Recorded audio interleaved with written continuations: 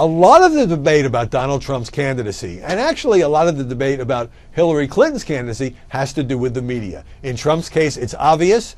He has run a media campaign unlike any in modern history. What people say is the free airtime of all the rallies, but also the constant interviews with all kinds of news shows, with newspapers, with magazines, with websites, calling into shows, getting a lot of negative publicity and negative media attacks in the process.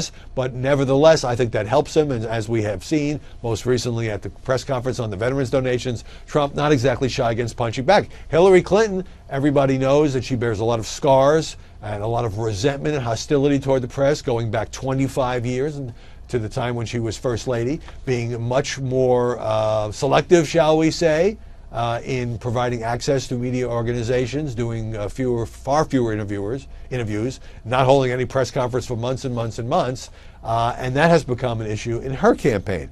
So got an email from Burlington, Vermont, Steve Ciardelli, who says, Howie, there is no question there's a difference in how the media covers Trump and the protected way they cover Hillary, even when she ignores them. It's ironic that Trump will attempt to answer any question thrown at him while Hillary gives the media few opportunities other than under friendly and controlled conditions or situations to ask real questions. Most seem to be softballs. There's never any real follow-up to the occasional hard question. Trump is uncensored and in doing so makes some big mistakes like prisoner of war, John McCain, and the Carly remarks.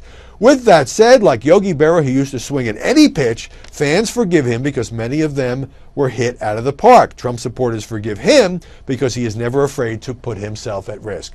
I think you've hit on a key point here. I mean, I don't necessarily agree that every situation that Hillary Clinton has put herself into is a friendly situation where there are no follow-ups.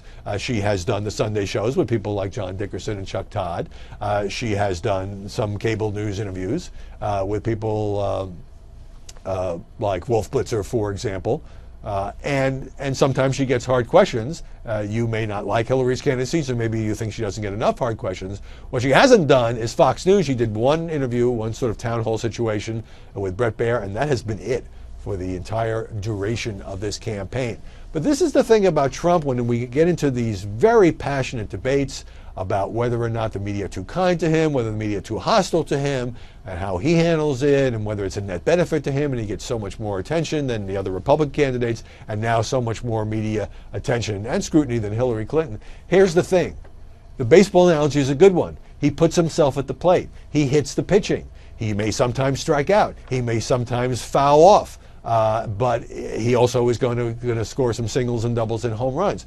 Trump puts himself in the line of fire with journalists. As a journalist, I have to like that. I have to applaud that. He's done 5 interviews with me. I've gotten to ask him anything I want. Some of the questions he hasn't liked. That's part of the game. He understands that. This comes from growing up in the tabloid tough environment of New York. Hillary Clinton is very wary of the press. She doesn't put herself in that situation as much. Maybe that is starting to change.